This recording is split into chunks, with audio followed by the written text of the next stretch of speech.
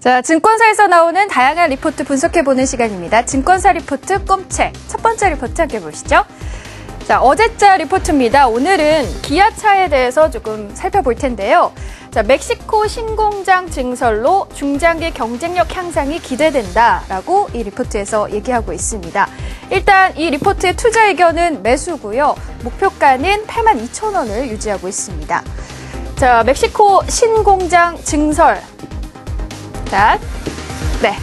경쟁력 향상을 가져와서 주가에 굉장히 긍정적으로 작용할 전망이다라고 분석하고 있는데요. 그 이유로는 북미 자유무역 협정에 따라서 멕시코 생산 차량은 북미로 무관세 수출이 가능하기 때문입니다.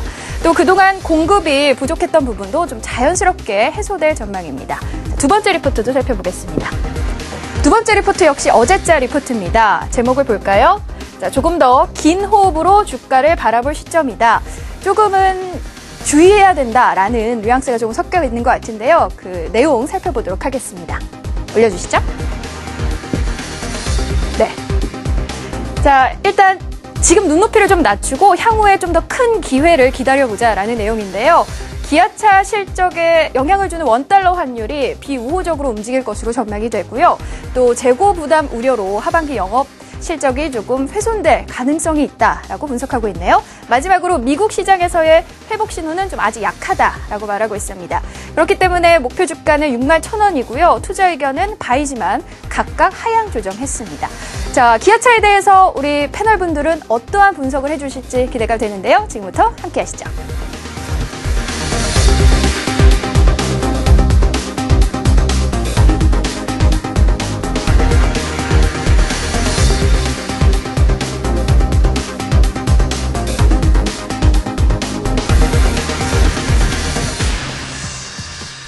자, 요즘 오랜만에 자동차가 정말 잘 달리고 있는 것 같습니다.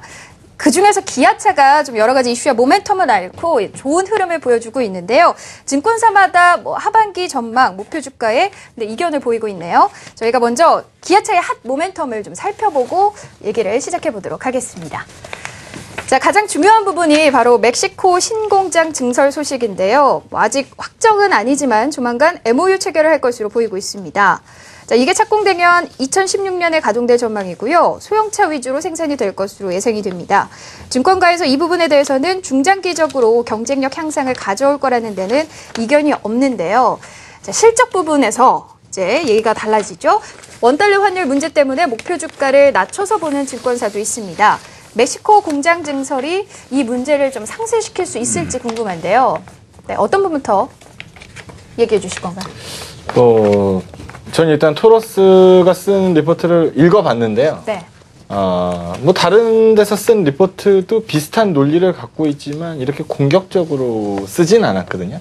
제가 말하는 공격적인 거는 목표가 제시한 거 얘기하는 네. 건데, 물론 신경은 안 써요. 신경은 안 쓰는데, 지금 오늘 주가하고 이 61,000원 목표가하고 10%도 차이가 안 나요.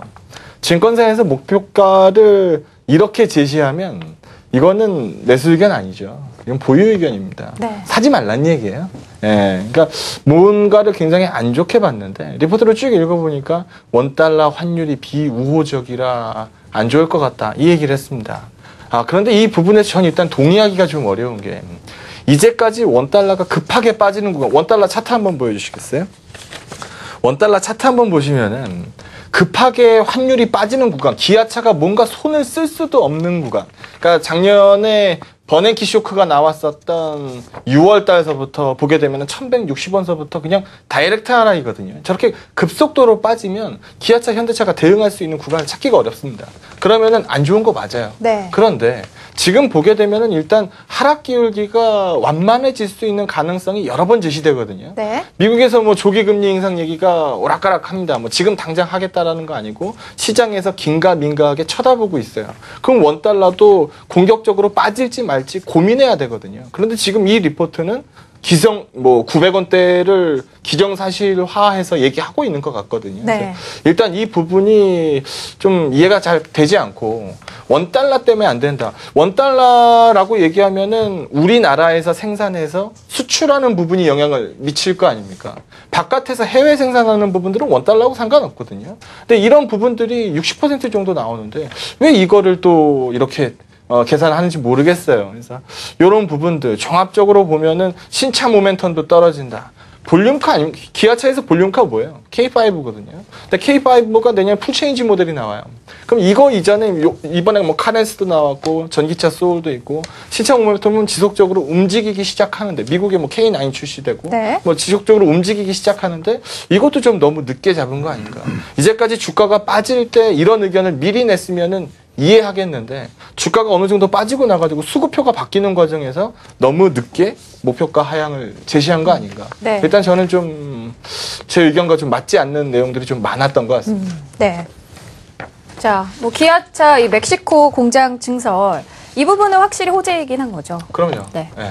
확실히 그런 해외에서 팔아야 될 물량을 해외에서 생산한다는 것 자체는 그만큼 비용이라든지 그런 부분에 있어서 상당히 좀 유리하고 어차피 멕시코에서 생산한 거는 뭐 미국으로 들어갈 때 협정으로 인해서 자유무역 협정을 해서 무관세로 들어가기 때문에 이런 부분들도 확실히 기아차에는 유리한 부분으로 계속 작용을 할 거라고 생각을 하고 있습니다. 특히 이제 현대차하고 기아차를 봤을 때 기아차는 현대차 대비해서 상당히 유럽에서 선전을 많이 했거든요. 유럽 공장에서 이제 현지 생산을 하는 상태에서 또 특히 최근에 이제 유럽이 뭐 올 초부터 계속적으로 자동차 판매량이 증가하는 그런 모습을 보여주면서 기아차도 선전을 하고 있는 상태예요. 근데 주가가 뭐 그동안 계속 환율 영향 때문에 좀 많이 영향을 미쳤었는데 뭐 실질적으로 수출도 수출이지만 내수 쪽에서는 상당히 부진했다라는 거죠. 기본적으로 K5 이후에 히트 모델이 없었기 때문에 그다음에 뭐 K7 뭐 이런 거 죽쓰고 뭐 계속적으로 그러면서 기아차는 계속적으로 시장에서 좀 소외가 많이 되어 왔었다라는 거죠. 그러다 보니까 지금 환율의 영향을 가장 많이 받았다라는 것 자체는 환율의 영향은 해외에서 받았다라기보다 국내에서 많이 받았어요. 왜? 외제 수입차들한테 공격을 많이 받으면서 그동안 현대 기아차가 독점적으로 국내 시장에서 작용했던 부분들이 많이 깨졌다라는 거죠. 그렇기 때문에 계속적으로 공격적으로 해외 업체들이 들어오면서 국내 시장에서 계속 뺏겨나가는 부분들이 있었기 때문에 기아차가 계속 디스카운트를 현대차와 계속 받았던 그런 상황이거든요. 하지만 좀 상황은 조금씩 달라질 거라고 생각을 하고 있습니다. 유럽이 지금 조금씩 회복되는 분위기가 나타나고 있고요. 앞으로 유럽도 뭐 추가적으로 뭐 양적완화를 할 가능성도 있다라고 그러는데 뭐 제가 차트 하나 준비했는데 유럽에서 계속적으로 자동차 판매 한번 추이 한번 차트 한번 보도록 할게요. 네. 유럽 보시면 기아차 말고도 다른 업체들 뭐 BMW도 그렇고 폭스바겐도 그렇고 꾸준히 다 올해 들어서면서부터 판매량이 늘어나고 있거든요. 지금 보시면 우측에 이제 우상향하는 모습 보실 수가 있을 것 같아요. 그리고 현대차, 기아차도 늘어나는 모습이 조금씩 나타나고 있습니다. 그러다 보니까 이런 부분들이 계속적으로 이어질 수 있을 거라고 생각을 하고 있고요. 지금 현재 기아차의 주가 모습 나와 있는 차트 하나 더 보도록 할게요. 여태까지 추이 보시면 이게 위쪽에 있는 게 뭐 오버슈팅 구간이라고 나와 있긴 합니다만 주가 모습을 보시면 확실히 K5가 나왔을 때 방점을 찍었거든요. 고점을. 네. 그리고 나서 점점 하락을 하다가 최근에 하락폭을 한 번 더 키웠었는데요. 사실 신형 카렌스가 나와서 이 부분에 대한 기대가 있음에도 불구하고 주가가 많이 빠졌었어요. 이 부분은 아마 아실 것 같아요. 환율도 문제가 있었고 기본적으로 삼성전자를 비롯한 IT 중대형주들이 움직이다 보니까 자동차 섹터가 확 죽어서 비율을 좀 맞춰주고 있었거든요. 그러다 보니까 전혀 못 움직였었는데 반대로 오늘 시장이나 뭐 어제도 마찬가지인데 IT 특히 뭐 하이닉스 같은 거라든지 LG전자 이런 것들이 빠지고 삼성전자 빠지다 보니까 반대로 시가총액 상위 종목군 내에서 현대차나 뭐 기아차가 좀 약진을 해주고 모비스 뭐 위암 뭐 이런 식으로 글로비스 이런 쪽에서 받쳐주는 흐름이 나오면서 시장이 어느 정도 강하게 올라갔다라는 거죠. 그래서 지금 보시면 신형 카렌스 판매가 지금 잘 되고 있는데도 불구하고 주가가 아직 강하게 반등을 못해서 오히려 좀 추가적으로 좀 반등할 수 있는 여력을 좀 가지고 있다라고 보여지고 있거든요. 개인적으로 좀 카렌스 선전하는 걸 봤는데 사고는 쉽더라고요. 네. 사실 요새 캠핑 이런 거 되게 가족들이 여가를 많이 즐기잖아요. 레저가 상당히. 네. 그래서 오히려 자동차를 살 때 그냥 보통 이제 세단형을 사기보다는 저런 뭐 SUV 이런 것들을 많이 사는 것 같더라고요. 그래서 요게 좀 또 요번에 여름 시즌에 맞춰서 판매가 좀 더 많이 될 수 있다라면은 기아차도 뭐 아까 앞에서 장 팀장님이 말한 대로 조금씩 더 좋아질 네. 수 있는 여러 가지 여건들을 지금 가지고 시청자 있습니다. 여러분들이 지금 말씀하신 카렌스가 카니발이 아니냐라고 말씀하시는데 카렌스 맞죠? 아, 카렌스, 카니발 다 마찬가지 아닌가요? 근데 차는 다른데 네. 둘 다 비슷한 네, 스타일이잖아요. 지금 말씀하신 거는 그러니까 근데 카렌스가 맞습니다, 여러분. 네, 그리고 네. 저는 카니발 이번에 새로 나온 게 카니발이죠. 참 그것도 괜찮더라고요.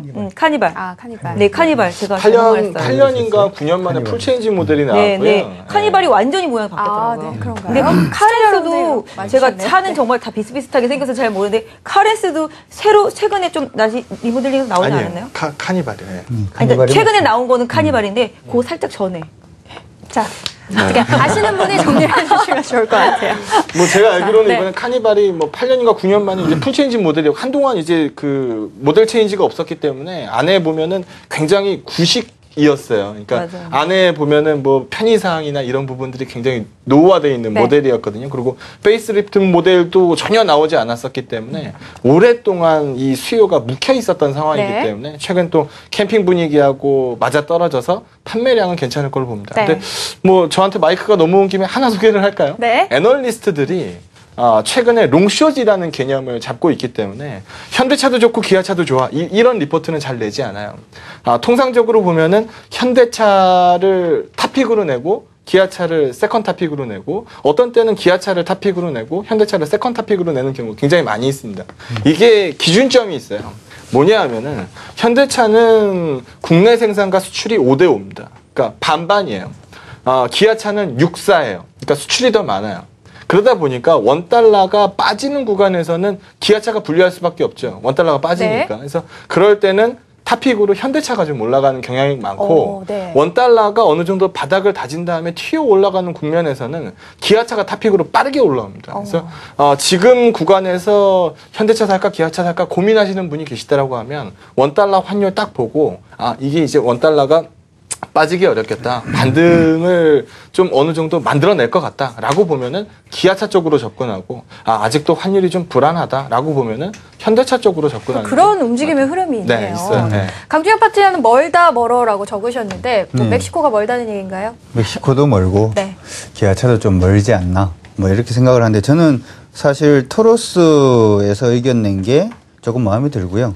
NH에서 의견 낸 것은 약간 좀 우리 투자자분들이 투자하실 때 조금 생각해야 되는 부분이 있지 않나. 저는 사실 그렇게 생각을 하는데. 좀 반대 의견을 갖고 네, 계시네요. 왜 그러냐 하면 이제 아까 이제 우리 장 팀장님께서 말씀을 하신 것처럼 현대차나 기아차가 예전처럼 워낙 강세에 속수무책 당하는 그러한 회사들은 아닙니다. 이게 우리나라 국내에서 이제 수출하는 비중이 좀 많이 줄었기 때문인데 네. 그래도 역시 리스크는 리스크다라는 부분은 아마 생각은 해 두셔야 될 것 네. 같고요.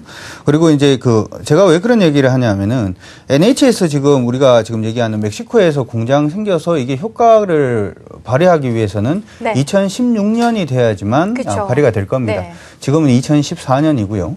그리고 NH투자증권에서 얘기하는 부분으로 가려면 아무리 주가가 선행을 한다라고 하더라도 한 2015년 내년 정도는 돼야지 그러한 부분이 나오지 않을까 이렇게 생각이 드는데 물론 그 부분이 호재는 맞습니다. 토로스에서 얘기를 할 때도 그 부분은 역시 뭐 호재다 이렇게 얘기를 하고 있으니까 단기적으로 지금 자동차 부분이 요즘 뭐 조금 긍정적인 흐름을 보여주고 있는 그런 상황인데 저는 이제 그 부분이 자동차가 많이 소외됐기 때문에 단순 기술적 반등 수준이 아닌가 이렇게 일단 생각을 하고요. 네. 기아차는 제가 그림을 하나 준비를 했는데 이전에 우리가 타이어 업종하면서 그런 얘기를 한번 한 적이 있습니다. 업황이 좋은데 재고가 쌓이는 것은 크게 문제는 아니다. 그런데 업황이 안 좋은데 재고가 쌓이는 건 조금 문제이지 않느냐 이렇게 말씀을 한번 드렸는데 이거 역시 이제 토로스에서 나왔는 자료입니다. 기아차의 미국 재고 수준인데요. 지금 재고 수준 자체가 굉장히 높아지고 있다라고 하는 부분이죠. 네. 이게 말씀을 다 아시다시피 신차라든지 그런 부분이 아니라 기존에 이제 자동차 만드는 부분이 이제 서서히 기아차가 미국에서 안 팔리고 있다라는 부분을 보여주는 거기 때문에 단기적인 어떤 실적에 대한 우려감은 당연히 나타날 수밖에 없지 않나 이렇게 생각이 들고요. 사실 이 부분은 토로스뿐만 아니라 다른 증권사 애널리스트도 마찬가지로 생각을 하고 있는 것이 아닌가 이렇게 생각이 드는데 기아차 10년치 실적 한번 보고 갔으면 좋을 것 같습니다. 이 차트를 한번 준비를 해봤는데요. 실적 차트 볼까요? 네. 실적 차트를 보게 되면 물론 올해 같은 경우에는 매출액은 좀 늘어나는 그런 모습을 보입니다만은 전반적으로 이게 예상 실적이라고 하는 것은 사실 실적을 조금은 높게 볼 수 있는 부분이 있음에도 불구하고 예상 실적이 지금 2013년 실적보다는 좀 줄어들 것으로 예상을 하고 있거든요. 네. 그렇게 생각을 하면 올해 괄목할 만한 실적 성장세를 보여주긴 조금 힘들다 이렇게 볼 수가 있고, 그렇다면 기아차가 주가가 상승할 때는 상승의 어떤 2016년은 좋아질 수는 있겠습니다만은 2014년이나 2015년까지는 상승 여력은 조금 더 둔화될 가능성이 높지 않냐. 그러면 목표 주가를 우리가 생각을 할 때 기아차가 단순히 이전에 그 역사적 고점까지 다시 달린다. 혹은 그 역사적 고점을 지금 멕시코 공장 부분으로 인해서 넘어설 수 있다라고 먼저 미리 들어가서 앉아있는 건 조금 위험하지 않나. 이러한 관점에서 전 토로스 의견도 괜찮지 않나라고 네. 생각을 합니다. 저도 리포트를 보면서 저 재고 차트를 보고 생각이 굉장히 많았어요. 저희 사실 문제가 좀 되거든요. 그쵸. 근데 네. 가만히 생각해 보면 저 재고를 줄일 수 있는 방법이 있어요. 저게 지금 노후 차량이거든요. 그러니까 네. 팔지 못하고 곧 K5 신모델이 나올 텐데 네네. 팔리지 않은 K5가 쌓여 있는 거거든요. 이거를 줄일 수 있는 방법이 있어요. 인센티브를 가격을- 높이는 거죠. 아. 인센티브를 높이는 게 어떤 의미냐면은 미국은 이제 딜러한테 이제 할인을 해줘요. 그 할인 폭을 얼마만큼 기아차가 오케이를 해주느냐 가지고 판매량 차이가 많이 나거든요. 근데 우리 신차 나오기 전에 우리 대한민국에서도 그런 그림이 많아요. 네. 그러니까 구 모델인데 신차가 나오기 전에 올해 생산 모델을 뭐 300만 원 깎아주고 500만 원 깎아주고 이래가지고 넘겨버리는 경우가 많거든요. 그 부분을 진행하면은 상당 부분 떨어뜨릴 수 있는 거고, 만약에 지금 기아차가 뭐 8배, 9배의 밸류를 받고 있으면은 조금 신경 쓰인다라고 얘기할 수도 있어요. 근데 지금 6배도 안 되는 밸류에이션에서 이제까지 시장에 소외돼 있다가 $1 부분이 굉장히 컸죠. 그래서 여기에서 돌아서기 시작하면 뭐 너무 겁낼 필요는 없죠. 가격상으로 봤을 때. 네. 뭐 겁낼 필요 없죠. 실적이 좀 줄어들 가능성이 있을 때는 밸류도 약간 좀 애매해질 네. 수가 있기 때문에 근데 뭐 아까 전에 말씀드린 것처럼 8, 9배면은 긴가민가할 수 있거든요. 근데 이게 뭐 대여섯 배 정도면은 일단 좀 네. 믿어보자라는 심리가 나올 수도 있고, 아까 전에 이제 잠깐 얘기를 하고 싶었던 부분인데 멕시코 공장이 얼마만큼 퍼포먼스가 있을 거냐가 지금 관건이잖아요. 네. 근데 물론 이거 지금 당장 녹일 수 있는 이슈가 아닙니다. 근데 이 멕시코에 들어가는 이게 제가 이 발음이 좀 어렵던데. 네. 누에보레온주의 몬테레이 공단의 그 지역이죠? 네네. 네. 근데 어렵더라고요. 네. 이거 지도 준비 안 돼 있죠. 제가 오늘 지도를 깜빡 잊고 안 가져왔는데. 아, 지도 있나요? 이게 네. 위치가 어느 정도 되냐면요. 이게 멕시코의 북동부 지역이고요. 네. 텍사스주하고 거리가 얼마 차이 나는지 아세요? 얼마나? 200km. 어, 정말 가까워요. 가깝네요. 네, 정말 가깝고 지금 도요타를 우리 현기차가 못 따라잡는 시장이 있어요. 뭐 필리핀이나 이런 데는 뭐 아예 현기차가 포기했고 도요타가 네. 워낙 잘 나가는 곳이고, 북미 쪽에서 점유율을 못 올리거든요. 그럼 북미 쪽에다가 우리가 뭔가 작업을 해서 도요타를 잡겠다라는 야심을 가져야 되는데, 그런 부분에 있어서는 중요한 역할을 할 수 있다. 상당 부분 역할을 해줄 수 있을 것 같다. 네. 또 그리고 캐파면으로 봤을 때도 이게 풀캐파로 돌면 네. 예를 들어서 생산 라인에 문제가 생기면은 차가 마음에 드는 게 나왔어요. 마음에 드는 게 나왔는데 나 이거 사겠습니다. 그렇게 얘기했는데 딜러가 2개월만 기다리세요. 이렇게 얘기하면 마음 바뀔 수도 있거든요. 네, 그렇죠. 캐파가 딸리면 그렇게 될 수 있어요. 그런데 지금 북미 쪽에서 캐파 증설을 시킬 수 있는 그 가동률의 피곤함을 좀 낮춰줄 수 있는 이슈이기 때문에 멀리 있을 일이지만 지금 모멘텀이 부족한 기아차 입장에서는 상당히 좀 반가울 수 있지 않나. 네, 저희가 이 부분에서 좀 장단점을 확실하게 좀 파악이 된 것 같습니다. 신차 효과도 저희가 알아봐야 될 텐데요. 기아차의 신차 효과도 좀 호재가 되고 있죠. 23일 출시한 뉴 카니발의 사전 계약이 이틀 만에 5,000대를 넘어섰습니다. 하반기 출시를 앞두고 있는 SUV 신형 소렌토에도 관심이 몰리고 있는데요. 지난 4월에는 전기차 시장에 진입하기도 했습니다. 하반기에 미국 시장에 진출해서 판매를 확대하려고 하는데, 그런데 얘기하신 것처럼 미국 시장에서 이제 주요 모델들이 노후화된 점은 실적에 방해되는 요소로 꼽히고 있습니다. 자, 미국 시장에서 뭐 재고, 모델 노후화 문제, 또 그리고 신차 효과 어느 게 더 강하게 작용을 저 할까요? 이거 표 가져온 거 있거든요. 네. 기아차 볼까요? 신차 스케줄. 네. 요거 보면은 답 딱 나올 것 같은데. 네, 보도록 하겠습니다. 네, 일단 이번 1분기 때 제일 반가웠었던 거는 카니발이에요. 아까 전에 소개받았던 네. 것처럼. 근데 이거에 너무 기대할 수가 없는 부분이 있어요. 뭐냐 하면 얼마 전에 현대차에서 볼륨카가 새로 나왔죠. LF 소나타가 나왔잖아요. 근데 LF 소나타 효과가 올해 없는 것 같아요. 네. 가만히 생각해 보니까 사람들이 우리나라 기준으로 봤을 때 예전에 아반떼를 사던 수요가 소나타로 올라간 것 같고 국민차 소나타를 사던 수요가 그랜저로 올라간 것 같아요. 네. 그랜저를 사던 수요가 제네시스로 올라가고 이렇게 좀 소득이 좀 올라오면서 좀 한 단계 업그레이드된 네. 느낌을 받아요. 그래서 국내에서는 효과를 못 느끼는데 이거 미국에 나가봐야 알거든요. 네. 이 현대차 볼륨카 LF가 얼마큼 먹히냐 나가봐야 하는 거고 그 스케줄 다시 한번 보여주시죠. 카니발은 볼륨카라고 부르기에는 약간 작아요.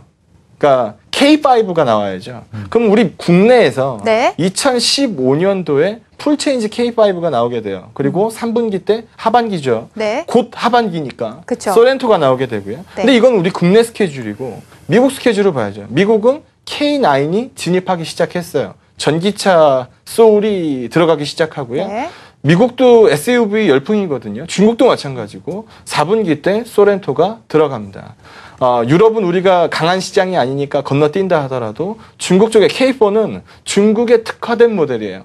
중국만 나가요. 그래서 저런 쪽의 기대감까지 다 감안해서 본다라고 하면 우리가 LF 소나타가 효과가 없는 것 같다라고 보고 신차 효과를 무시하고 있는데 사실상 이 자동차의 신차 효과는 엄청난 소비를 자극하거든요.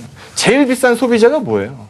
자동차입니다. 그래서 지금 이 경기 부분에서 제일 비싼 소비재가 팔리겠어? 라는 우려감도 갖고 있지만 어쨌든 이 신차 효과라는 거는 자주 오는 게 아니기 때문에 한번 기회를 제공할 수도 있다. 저는 이런 입장입니다. 네. 그런 부분들 생각해보면 기아차 저는 뭐 개인적으로 카니발 자체는 그 자동차의 유형으로 봤을 때 미국에서 선전할 가능성이 사실은 있어요. 왜냐하면 미국에서 현대차나 기아차를 선호하는 계층이 부층은 아니거든요, 거의. 중산층 내지 뭐 약간 밑에 저소득층일 수가 있겠는데 가격이 싸더라고요. 우리나라보다 한참.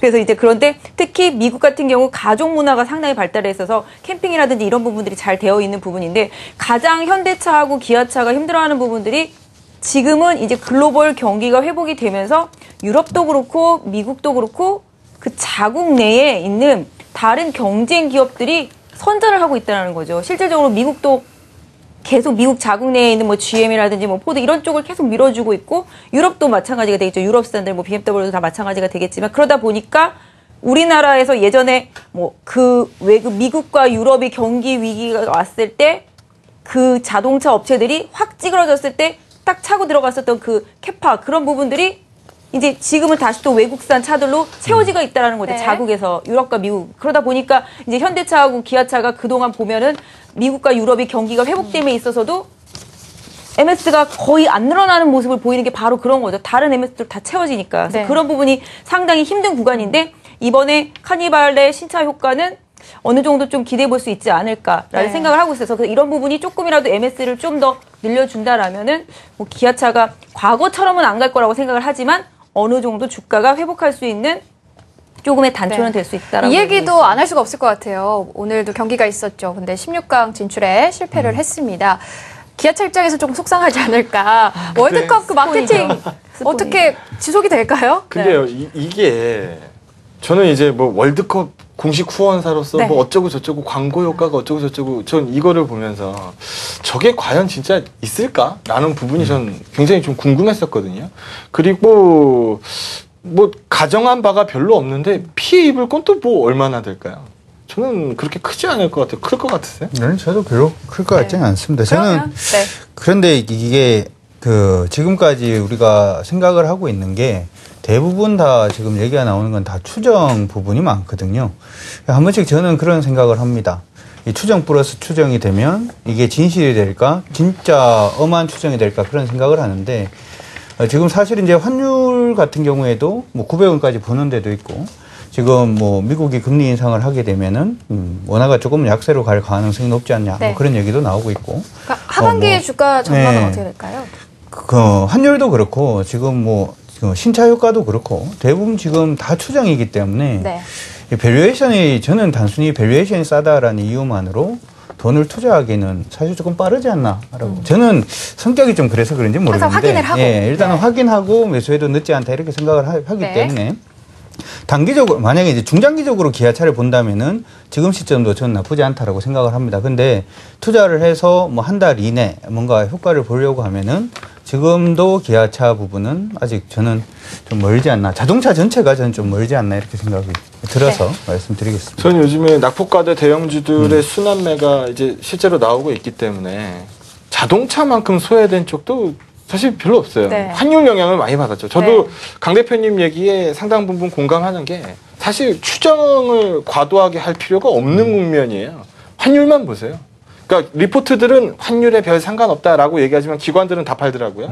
기관들이 최근에 저점을 만들어주고 있는 것 같아요. 근데 얘네들도 팔 만큼 팔았나 봐요. 더 안 팔더라고요. 네. 그래서 이런 부분들에서 저점 잡는 경우가 굉장히 많았었고 최근에 주식 투자하면서 나 여기서 홈런 칠 거야. 5만 원 사가지고 8만 원 팔 거야. 그런 사람 별로 없잖아요. 트레이딩 개념으로 진입하시는 분들 수요가 많을 거기 때문에 일단 환율 부분에서 뭐 쇼킹한 하락이 없다라고 하면 전 일단 순환매 과정에서 네. 나쁘지 않을 거라고 보고 있고 제가 여기다 은하철도 999라고 적어놨거든요. 네네. 저 뭐지? 라고 생각하시는 분들 계실 것 같은데 은하철도 999 노래 기억나시죠? 기차가 은하철도 999. 기차가 네. 어둠을 헤치고 은하수를 건너서 네. 기차가 이제 그럴 때가 됐어요. 전 관심 갖고 지켜보도록 하겠습니다. 네. 마지막 박진희 차장님. 네. 저 같은 경우는 뭐 여러 가지 수급적인 면으로 한번 말씀을 드려본다라면은 그동안 환율이 하락하는 과정 중에서 한번 생각해보세요. 하이닉스는 수출주 아니었나요? 그럼에도 불구하고 하이닉스는 상당히 많이 갔었거든요. 근데 최근 며칠을 한번 보세요. 하이닉스라든지 그동안 시장에서 강하게 부각됐었던 뭐 건자재라든지 이런 것들이 계속적으로 하락을 하면서 반대로 그동안 꼼짝도 안 하던 현대차, 기아차 뭐 하고 현대차 그룹주들이 올라오기 시작했거든요. 아까 앞서서도 말씀드렸다시피 삼성전자와 하이닉스 같이 IT 이런 쪽에서 무너지는 부분을 자동차 쪽에서 지금 받쳐주는 그런 부분들이 나오고 있거든요. 근데 오늘 제가 자동차 쪽 보니까 거의 다 외국인이랑 기관 같이 들어왔더라고요. 일정 부분 장기 소외에 대한 앞서서 말씀하신 대로 장기 소외에 대한 반작용의 흐름이 있다라고 보여지고 있고요. 이런 부분들은 또 어느 순간까지는 계속 오를 수 있겠지만 기본적으로 삼성전자하고 하이닉스가 또다시 움직이게 되면 또다시 기아차와 현대차는 또 움찔할 수밖에 없는 그런 시장의 수급이거든요. 결론적으로 말씀드린다면 외국인과 기관 전체적으로 시장을 강하게 이끌고 2000대에 안착하고 시장이 질주를 하게 되면 그때는 현대차하고 기아차도 질주할 수 있는 여러 가지 수급적인 여건이 형성되겠지만 지금 현재까지는 수급적인 부분에서 막혀 있기 때문에 서로 양쪽 섹터가 시속 게임을 하고 있다. 그래서 일단은 다른 지금 주저앉은 섹터가 다시 일어나기 전까지 기술적인 반등으로 단기적으로 좀 보시는 게 좋겠고 그 이후에는 시장에서 만들어지는 여러 가지 뭐 형성된 여론이라든지 수급 이런 부분에 따라서 같이 방향성 잡으시면 될 것 같아요. 네. 뭐 다양한 시각으로 좀 살펴봤습니다. 정말 말씀처럼 기차가 어둠을 헤치고 은하수를 건너길 저도 바라보겠습니다. 증권사 리포트 꼼체 여기까지 할게요.